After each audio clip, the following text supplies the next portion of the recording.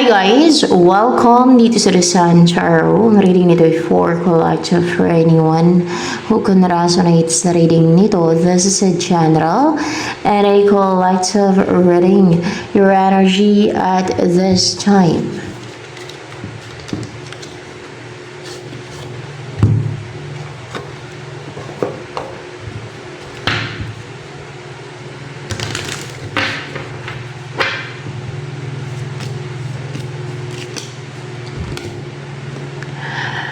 The Hanged Man in reverse. Nakawala ka na mula sa pagkahang, sa pagkatali, mula sa yung parang na-bind ka, may na binind ka.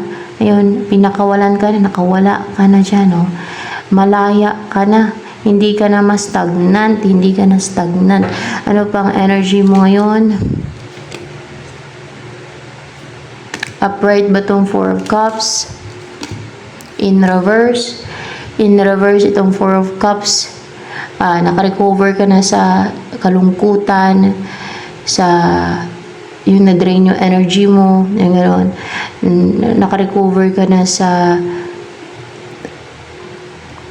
yung hindi ka contented sa buhay mo, parang nabuhayan ka na din ng loob kasi nakawala ka na sa pagkatali or sa pagka-bind. Para may nag-bind sa'yo, may tumali sa'yo, gano'n, may nagtali sa'yo, guys, gano'n.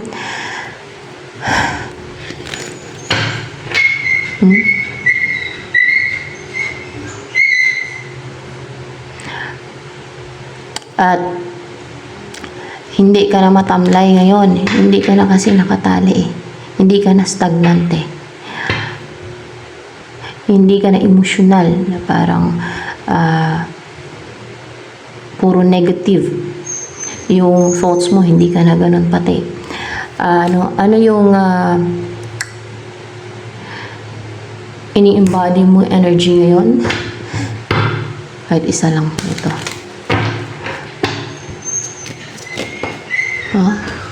Ay wow, na-vanish yung mga parang mga negativity, parang na-refresh ka parang na-rejuvenate, parang naging light, naging magaan yung pakiramdam mo, parang mas lalo kang naging fresh at na-feel mo yung freedom, no? Yung freedom, and mas lalong gusto mong connect sa nature. Parang feel mo connect sa nature or sa earth, or yung katulad ng pagtatanim, at yung mamasyal sa outdoors, sa mga places na may flowers, may mga plants, o magtanim-tanim ka, and yung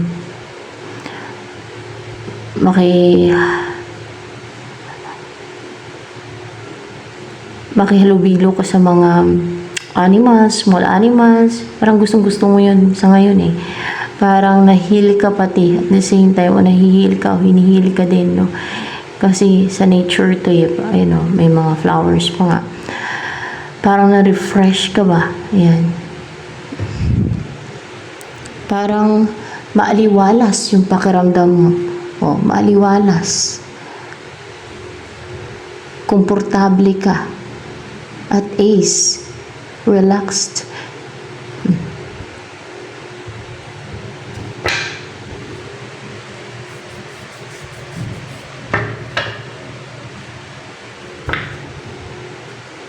Ano ang mangyayari sa buhay mo? Eight of Swords.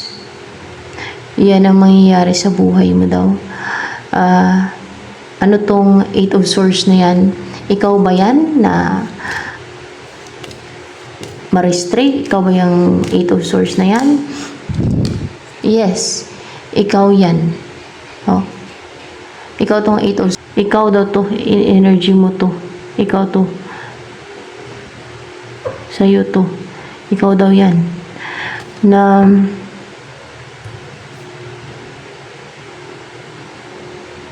hindi mo na pwedeng gawin ang gusto mong gawin, ganon.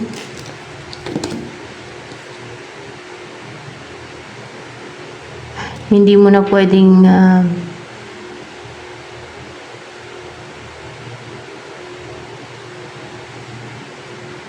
puntahan ang gusto mong puntahan. Oo, hindi mo na pwedeng puntahan ang gusto mong puntahan. Yan. So, parang hindi ka na malaya. Hindi ka na malaya. Pero nawala ka na mula sa pagkabind. Yun nga lang, parang hindi, alam mo yung may limitation na hindi mo pwedeng puntahan yung gusto mong puntahan. Ano yun? Yung pwedeng ex mo, person mo, or anything na nire-restrict ka na puntahan yun. Ano ba yung hindi mo na pwedeng puntahan? Ang pwedeng church na kung occult, mga ganyan, kung sumasali ka sa ganyan, ano yun, yung ano yun, yung parang organization, pwede din, no? Na evil na organization siya na sa evil, pwedeng ganon. Or ano ba yung hindi mo na pwedeng puntahan? Ikaw nakakaalam yan. Clue na lang, ano yung hindi mo na pwedeng puntahan? King of Wands in reverse. Person yung hindi mo na pwedeng puntahan? Hindi yan person.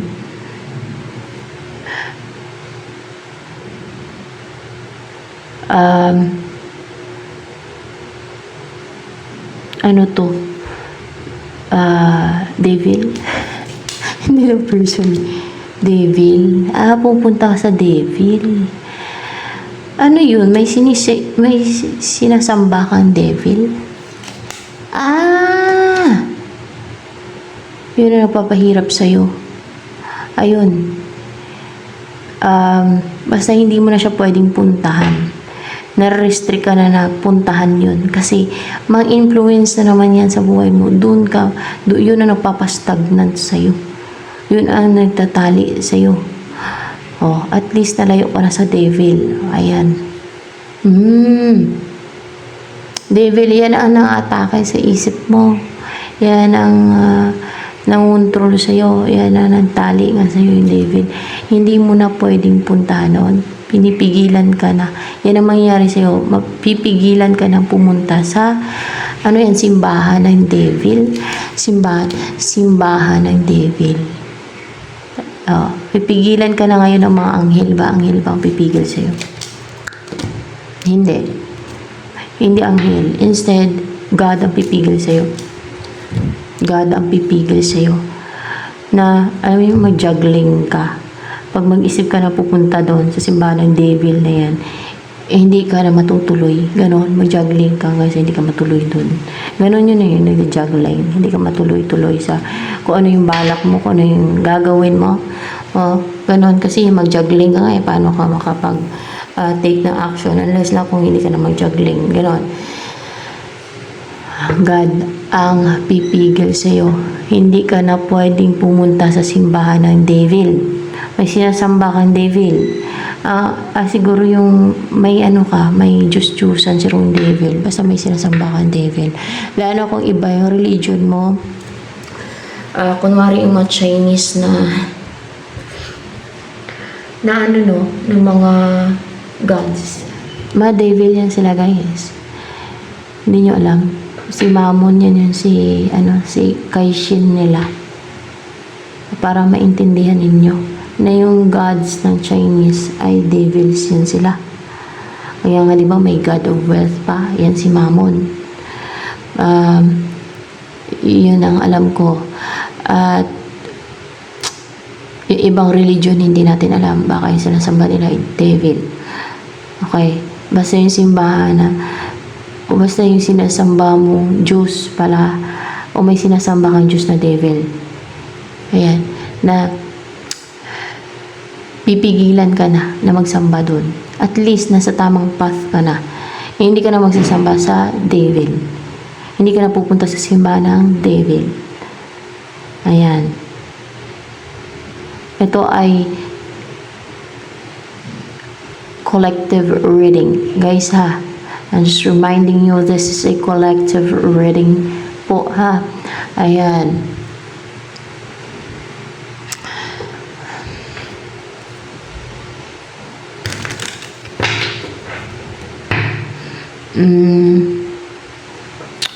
Ano ang next na mangyayari sa buhay mo? Ito yung devil. Sinong devil to? Anong pangalan ng devil na to? Si Mammon. Tingnan natin ha. Mammon. Mammon ang pangalan ng devil na to. Kung sa Chinese, si Caixin yan siya. Sa ibang religion, hindi ko alam kung sino siya. Ayan guys. Ano ang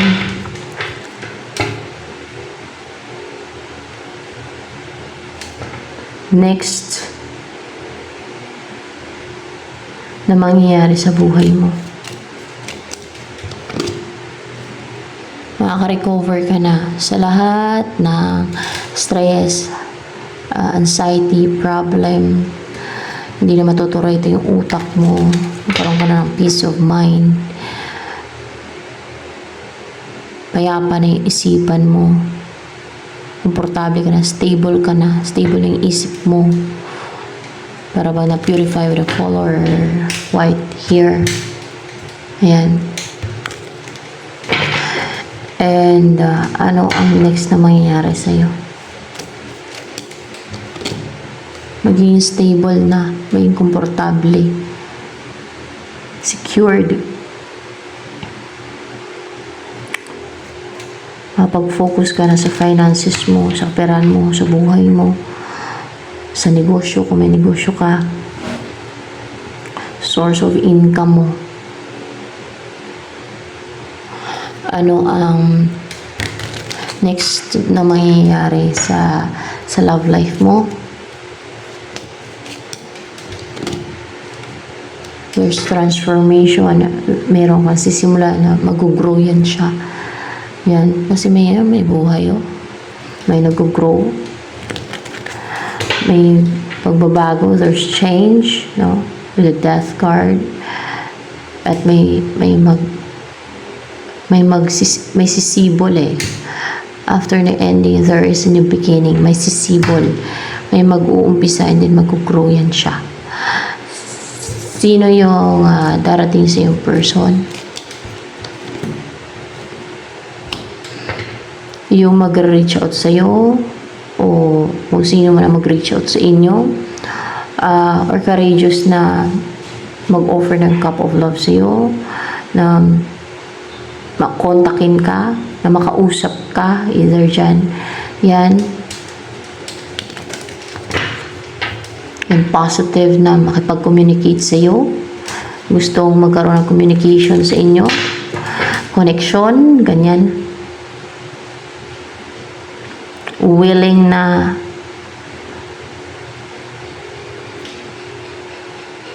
magkaroon ng communication sa inyo. Yes, communication na nag-grow. Yung tuloy-tuloy ba na communication na mag-grow, na mag-grow, na mag-grow. Yung umpisa ninyong communication. Ayan.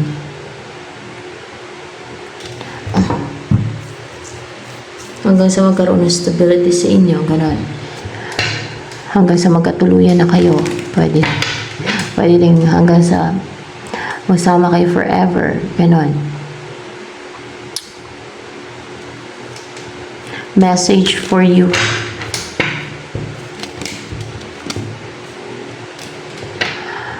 Page of Wheels. There is a new beginning. A new start. May sisimulan ka na mag-grow na. A relationship. O, kasi may growth dito. May growth din dyan. A relationship. Yung umpisa mong relationship, hindi na maging toxic. Hindi na maging short term. Magiging ano na siya. Magiging, for sure, magiging long term na yan. Kasi, magtuloy-tuloy na nga yan eh. Mag-grow na yan eh. Maging consistent ka na. Kasi nung wala na yan si Mammon sa buhay mo, ayan o, nakawala ka na sa kanya. Natanggal na yan sa'yo si Mammon. Nawala na yan sa buhay mo, yung pangontrol niya sa'yo, yung tinali ka niya, yung kinontrol ka niya, yung pinastagnan ka niya. Natanggal na yan sa buhay mo. Tanggal na yan sa'yo. Empress. What's with the Empress here? Chariot. Ay, upright pa itong Empress. Yeah, it's upright.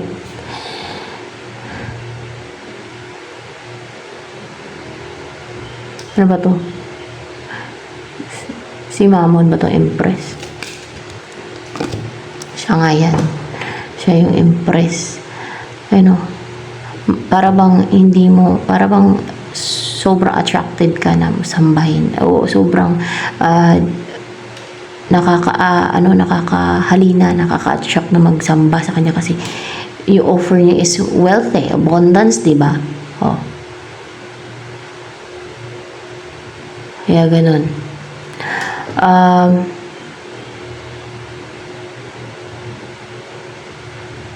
Yun ang kanyang binibigay, wealth, abundance, kayamanan, ganun. Hindi na siya makapanugod sa'yo, hindi na siya makapang-atake sa'yo, hindi na siya makalapit niyan sa'yo. Hindi ka na niya masusuyo. Hindi ka na niya matempt. Bakit? Protektado ka na. Protektado ka na ng God. Ng God. Kasi emperor yan yun. Yes, ng God. Protektado ka na ng God. Oh, see?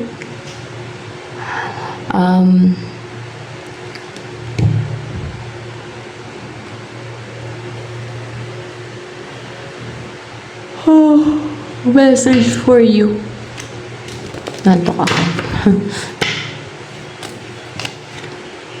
Practice, practice, practice. With daily practice, you can polish your skills and talents and increase your confidence.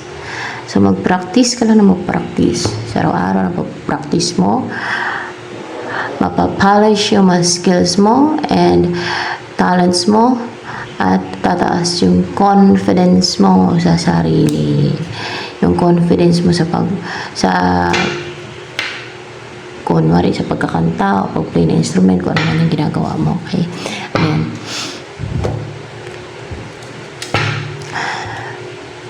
Baka may abilidad ka, may talento ka, skill, or magaling ka kung saan. Ganon. Passionate ka sa kung saan man. Sa music, sa dancing, o ano man, painting, or ano man yan.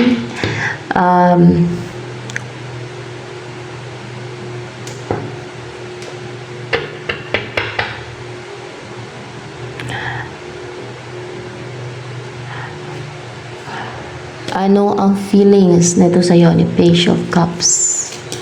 Si Page of Cups, upright ba to? High Priestess. Yes, connected siya sa'yo, feeling connected siya sa'yo na meron talaga kayong spiritual connection, nafe-feel ka niya, naramdaman ka niya, nasisense ka niya, kasi ay priestess, malakas siguro yung kanyang intuition. Oh. Ano pa ang meron kayong deep soul connection, mga ganun ba? Ano yung iniisip ngayon ni Page of Cups sa'yo?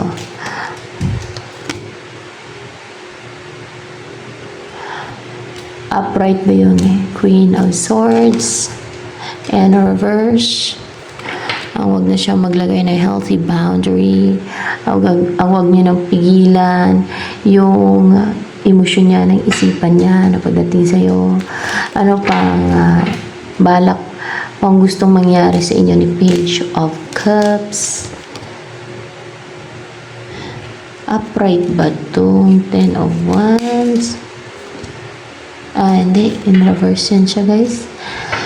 Ang ma-release na lahat ng resentment, natanggal na lahat ng resentment, o tanggalin niya na lahat ng resentment, or any baggage, no?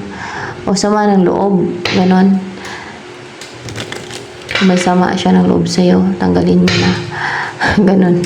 At ano pa, ang mangyayari sa inyo ni Page of Cups na yan. Upright ba to? 5 of Wands. In reverse daw to. In reverse. Magkakabati kayo niyan. Magbabati kayo. Mawala na yung conflict sa inyo. Ano pa? Next na mangyayari sa inyo ni Page of Cups. Wheel of Fortune. Pwede din ako may mga nag-challenge, may humaharang, wala na yung mga humaharang sa inyo. With the 5 of Wands here in reverse.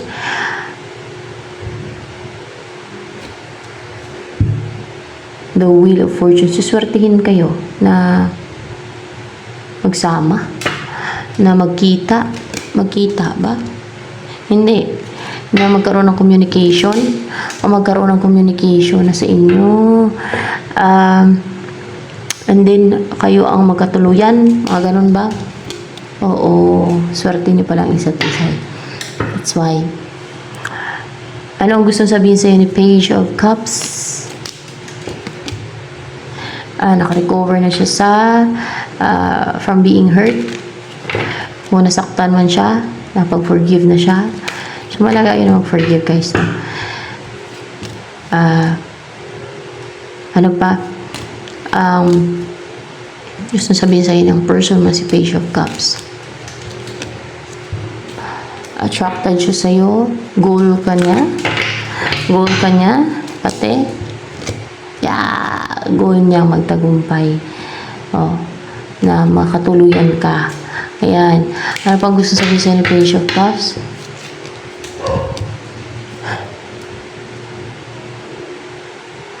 Ang gusto niyo, wala na yung delay sa mangyaring yun sa inyo.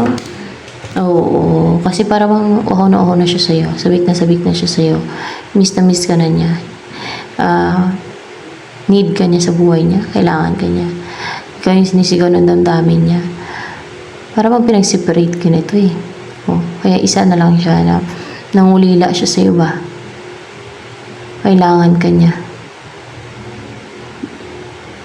Gusto niya makasama ka na o makasama ka niya ulit, mga ganun ba?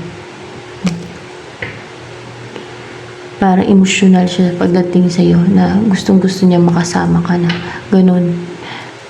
Na magkabalikan kayo kung ex mo yan. Kasi merong 10 of Swords dito in reverse. Madami ba na-attract sa'yo ng opposite sex? Tingnan natin, ha? Hindi. Hindi marami.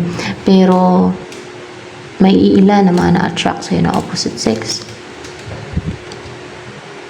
Upright ba to? Palang tay. May ilan, konti lang daw. Pero at least, diba? Ganun talaga yung tao. Mayroon mga tao na madami na-attract sa kanila. No? Depende kasi yan sa type ng tao, diba? Ng bawat tao. Meron namang klase ng tao na konti lang ang na-attract sa kanila. So, tanggapin na lang. You have to accept, diba? Kung ano yung totoo. Kung ano yung hindi naman kailangan ikumpara yung sarili sila. So, dapat lang tanggapin. Kunti, okay lang yan. No? Importante yung makatuloy mo yung person mo. Anong kailangan mo dun sa madaming attract? Yung madaming na-attract sa'yo, diba? Importante yung masaya ka. Ang makatuluyan mo ay yung taong mahal mo, yung taong meant for you, ganun. So, yan. So, ito na lamang for collective reading.